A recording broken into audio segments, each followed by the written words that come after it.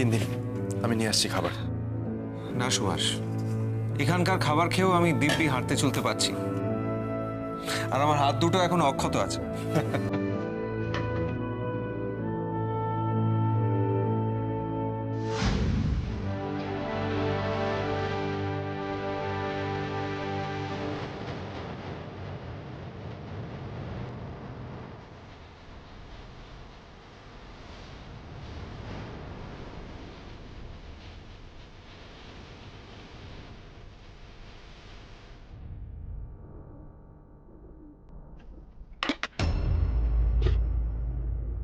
বাবা, একদিনেই খাবারের এত উন্নতি, এত পরিষ্কার ধবধবে সাদা ভাত। দেখুন, একদিন বলাতেই খাবারের কি উন্নতি হয়েছে। এত সুন্দর চালের ভাত তো আমরা বাড়িতেও খেতে পাই না। আর ডালটা একবার দেখুন,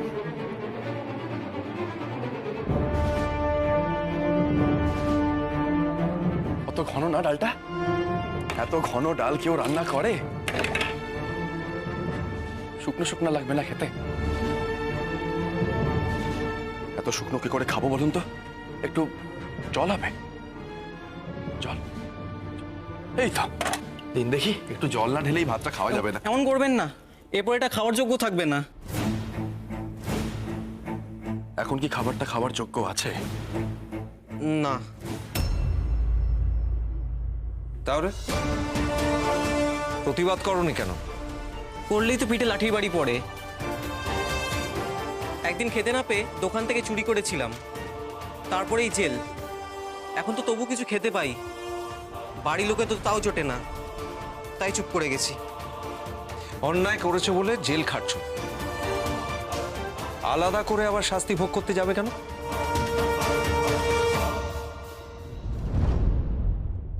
জেলখানাটা অত্যাচার করার জায়গা নয়, মানুষকে সংশোধন করার জায়গা।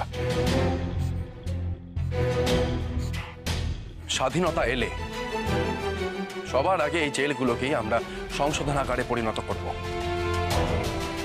তোমার ভাবনাকে কুর্নিশ জানাই সুভাষ। আরে লাইনটা তাড়াতাড়ি এগোন, কাজটা শেষ করতে দিন আমাদের। কাজ তখন শেষ হবে যখন এই সমস্যার একটা বিহিত হবে। রামদেও, রামদেও। জি সুভাষ বাবু। জি সুভাষ বাবু। বলছি যে জেলে কয়েদিদের পড়াশোনা করার জন্য কাগজ কলম দেওয়া হয় নিশ্চয়ই? জি। বেশ, আমার জন্য কাগজ কলম নিয়ে এসো, আমারও লাগবে। জি। জিজ্ঞেস করো কেন? হ্যাঁ, কিউ? ব্রিটিশদের সঙ্গে লড়াই করতে হলে সুস্থ থাকাটা খুব জরুরি, ঠিক কিনা? জি জি। আমাদের তো প্রায় পিঠে পুলিশের লাঠির বাড়ি পড়ে। জি। মাঝে মাঝে আমাদের এই জেলে আসতে হবে। জি জি। তাই সাহেবকে দরখাস্ত লিখবো যাতে জেলের এই রান্নার উন্নতি হয়। উনি হচ্ছেন দেশবন্ধু চিত্তরঞ্জন দাস, আমাদের পথপ্রদর্শক, নেতা। ওনাকে সুস্থ না রাখতে পারলে যে আমাদের লড়াই করার দিশাটাই হারিয়ে যাবে, বুঝলে? জি জি। সুভাষ, তুমি কিছু মজা করতে পারো বটে। ও কিছু না বুঝেই জি জি করে যাচ্ছে। এবার বেচারাকে ছেড়ে দাও, জেলের খাবারের উন্নতি হবে না। সে কি রামদেও, আমি এতক্ষণ কি বললাম তুমি কিছুই বুঝতে পারলে না? না বুঝাই জি জি করে গেলে। হ্যাঁ জি। হ্যাঁ জি। দিন দিন, এটা আমি ধরি, যাও।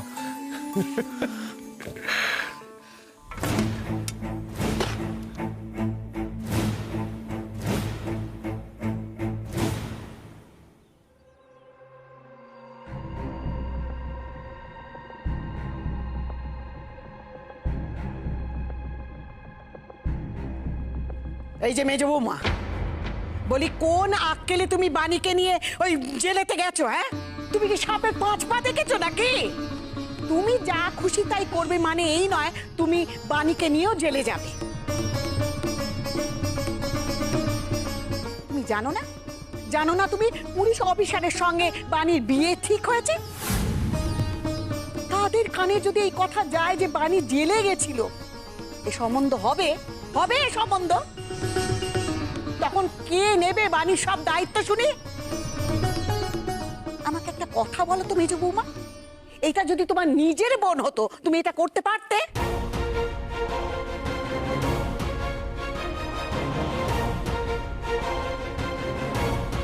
কি হয়েছে পিসিমা এইভাবে প্রভা, ওদেরকে? একটাও কথা বলিস না, এটা আমার শ্বশুরবাড়ির সম্মানের ব্যাপার। থাক না, যা হবার তা তো হয়ে গেছে। এখন এই নিয়ে অশান্তি করে সমস্যার সমাধান তো হবে না। তাছাড়া ওরা এমনিতেই কষ্টে আছেন।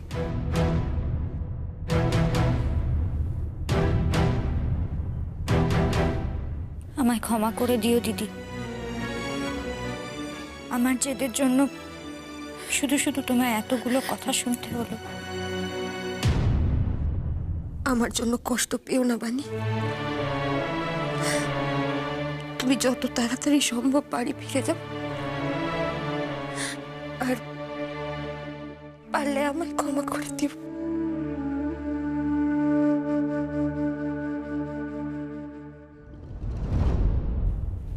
শরৎ, তুমি ভেতরে যাও, গিয়ে মেজ বৌমাকে সামলাও। বানি, তুমিও ভেতরে যাও, গিয়ে হাত মুখ ধুয়ে খেতে বসো।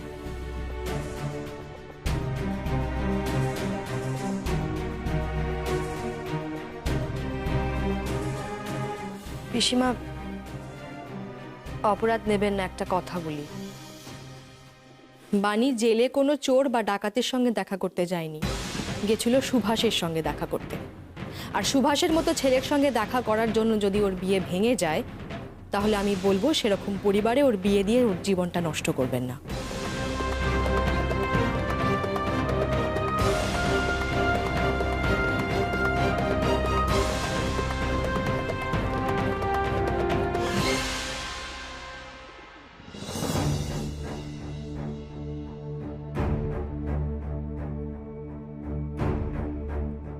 কি হয়েছে আপনার? হজমের সমস্যা? এখানকার খাবার সরিয়ে নিতে গেলে এরকম তো একটু হবেই সুহাস। প্রথম প্রথম এমন হওয়াটাই তো স্বাভাবিক। তুমি চিন্তা করো না সুহাস, 1 মাস ঘুরতে না ঘুরতেই দেখবে খাবার নিয়ে আমাদের আর কোনো মাথা ব্যথা নেই।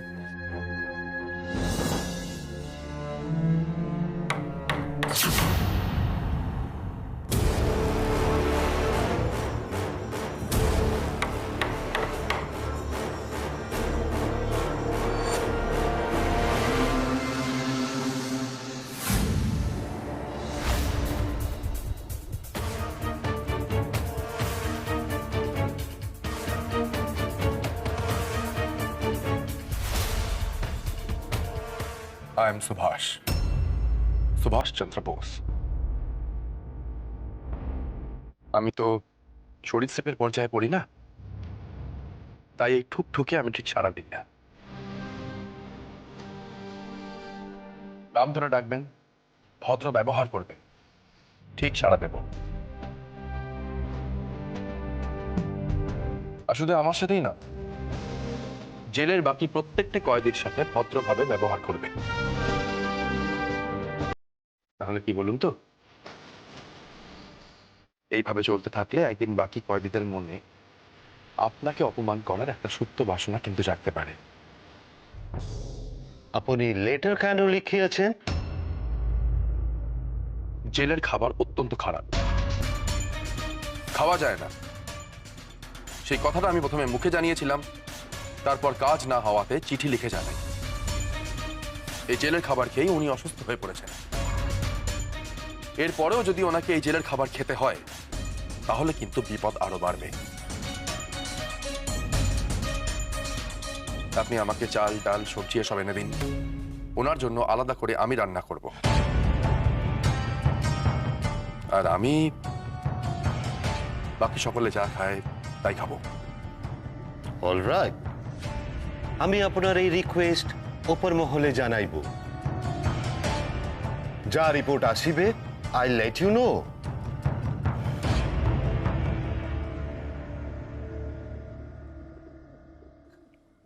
এসবের কি দরকার ছিল সুভাষ? আমাকে দলের নেতা আপনি বানিয়েছেন, অতএব এই নেতার নির্দেশ কিন্তু আপনাকে মানতেই হবে। তাহলে তো আর কিছুই বলা চলে না।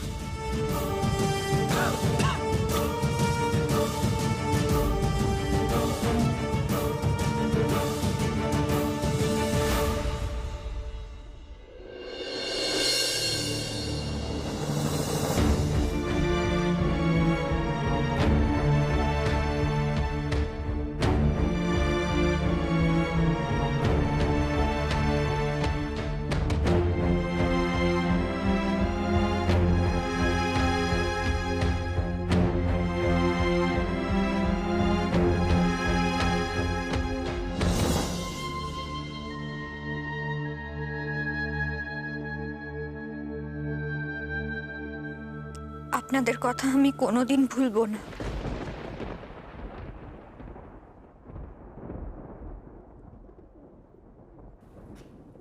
তোমার কথাও আমরা কোনোদিন ভুলবো না। আমরা তো যাব তোমার বিয়েতে।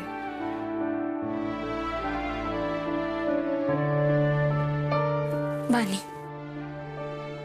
বানি বেরোনোর সময় চোখে জল ফেলতে নেই। শরৎ, ওদের মালপত্র গাড়িতে তোলার ব্যবস্থা করো। হ্যাঁ মা, দেখছি।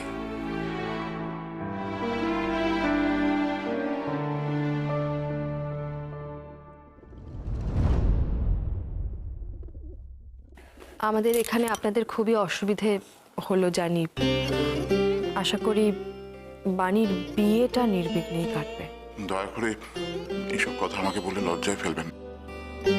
শুধু আশীর্বাদ করবেন বাণী যেন সুখী হয়। বাণীর বিয়েতে তোমরা অবশ্যই এসো কিন্তু মা। শরৎ তো গাড়িতে মালপত্র তুলতে গেল, ওদের খাবার দাবার কিছু দেওয়া হয়েছে গাড়িতে? আমি দেখছি হেসেলে গিয়ে। ওরে প্রভাব, তুই ওদের সাথেই থাক, আমি হেসেলে গিয়ে দেখছি।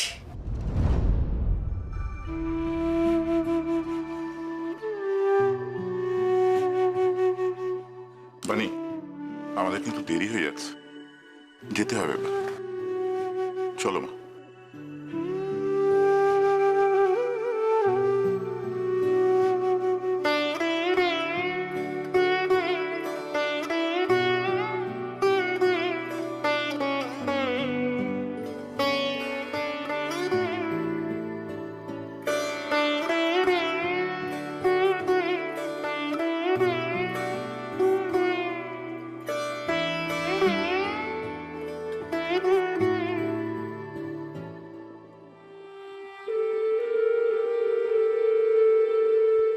দেশের কাজ করবার জন্য তোমার লড়াইটা কিন্তু এবার আরো কঠিন হবে বানি। আশা করি তুমি সেটা বুঝতে পারছো। এবার অনেক দেখে শুনে ভেবে চিন্তে পদক্ষেপ নিতে হবে। সময় হলে এই দিদিকে চিঠি দিও। এই দিদি তোমায় কোনোদিনও ভুলবে না।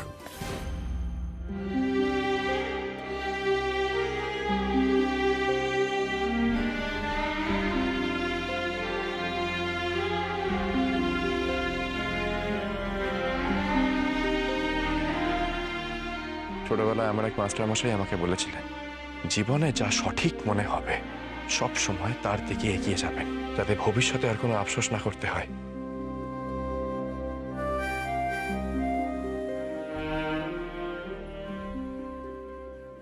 আমি নিজের কাজ খুব মন দিয়ে করব। তুমি দেখো, কিছুতেই হারবো না আমি।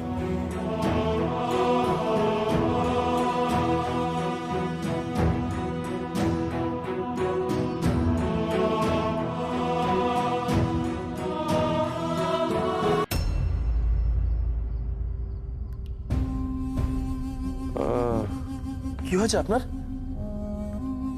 কাকাবাবু? এ কি, আপনার তো জ্বর। পেটে কি খুব যন্ত্রণা হচ্ছে?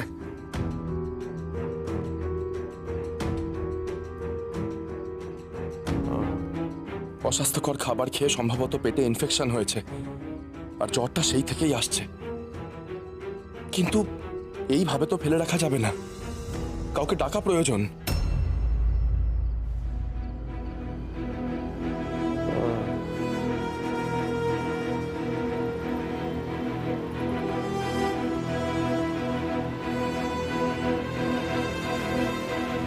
কেউ তো নেই, মুশকিলে পড়া গেল। রামদেও, রামদেও, রামদেও!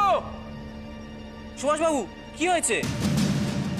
দেশবন্ধু খুব অসুস্থ, এখনই চিকিৎসা না হলে বিপদ হবে।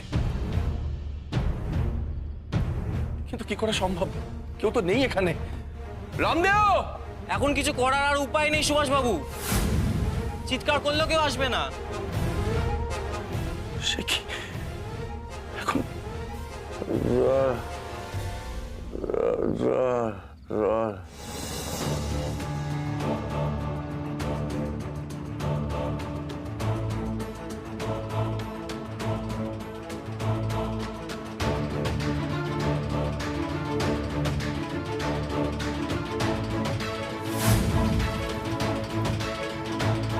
আরে কেউ জল তো দাও একটু।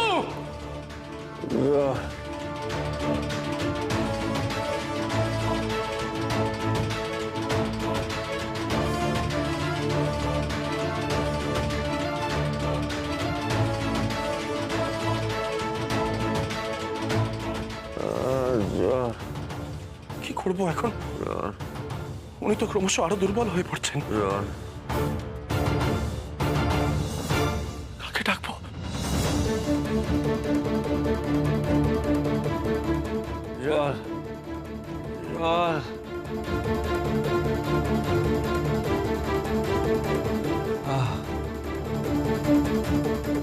এ তো ভারী বিপদে পড়া গেল। না না, চুপ করে থাকলে কিচ্ছু হবে না, দেশবন্ধু শরীরের আরো অবনতি হবে।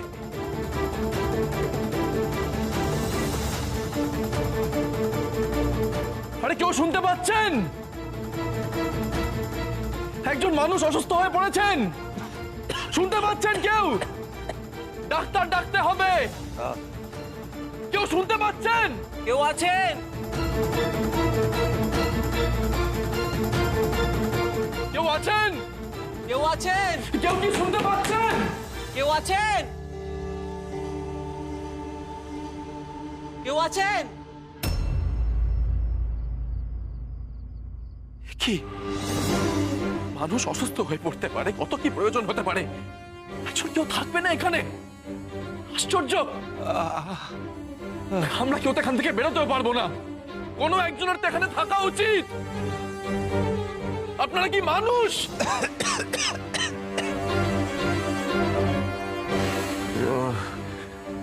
এক ফোঁটা জল নেই এখানে। শুনতে পাচ্ছেন? কেউ কি আছেন এখানে? শুনতে পাচ্ছেন কেউ?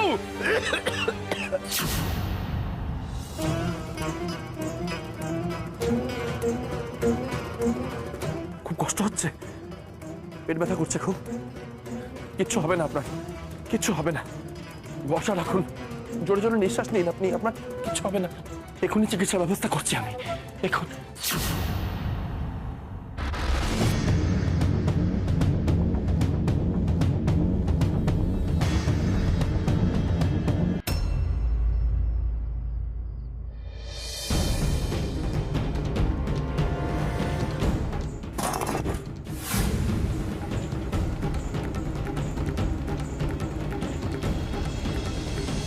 কেউ আছেন? কেউ আছেন? কেউ আছেন? কেউ আছেন? কেউ আছেন? কেউ আছেন? কেউ আছেন? কেউ আছেন? কেউ আছেন? কেউ আছেন? কেউ আছেন? কেউ আছেন? কেউ আছেন? কেউ আছেন? কেউ আছেন? কেউ আছেন?